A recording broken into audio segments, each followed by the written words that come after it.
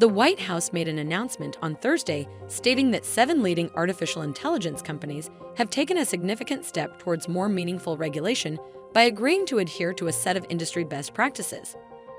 The companies involved are Amazon, Anthropic, Google, Inflection, Meta, Microsoft, and OpenAI. They have committed to certain principles, which include ensuring security, being transparent with the public, and conducting internal testing of their AI products before releasing them to the public. In a preview call with reporters on Wednesday evening, a White House official, who chose to remain anonymous as per the call's terms, mentioned that President Joe Biden intends to sign an executive order in the future to further strengthen the regulation of AI. North Korea has intensified its aggressive rhetoric regarding the potential use of nuclear weapons, following the recent incident where a U.S. soldier, Travis King, was apprehended for crossing the border from South Korea. According to the state-run KCNA news agency on Thursday, North Korea's defense minister, Kang Sun-nam, stated that they would authorize the deployment of nuclear weapons if they faced a nuclear attack or perceived an imminent threat of such an attack. The warning came shortly after the 23-year-old U.S. soldier fled across the border during a tour of the Joint Security Area, which is an area administered by the United Nations situated between North and South Korea. On Wednesday, numerous Afghan women took to the streets to protest against the Taliban's ban on beauty salons, which led to their closure nationwide.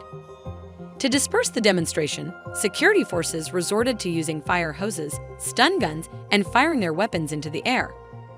Earlier this month, the Taliban declared a deadline for all salons in Afghanistan to shut down within 1 month, causing concerns among international officials about the negative impact on female entrepreneurs. The Taliban's justification for outlawing salons includes the claim that they provide services deemed forbidden by Islam and cause financial burdens for the families of grooms during wedding celebrations. This latest ruling adds to the increasing restrictions on the rights and freedoms of Afghan women and girls. The edicts have already barred them from pursuing education, accessing public spaces, and participating in most forms of employment. Chicago rapper G Herbo, whose real name is Herbert Wright III and is 27 years old, has decided to plead guilty to charges linked to using stolen credit card information for paying private jets, luxury vehicles, and designer puppies, as stated in a federal court filing.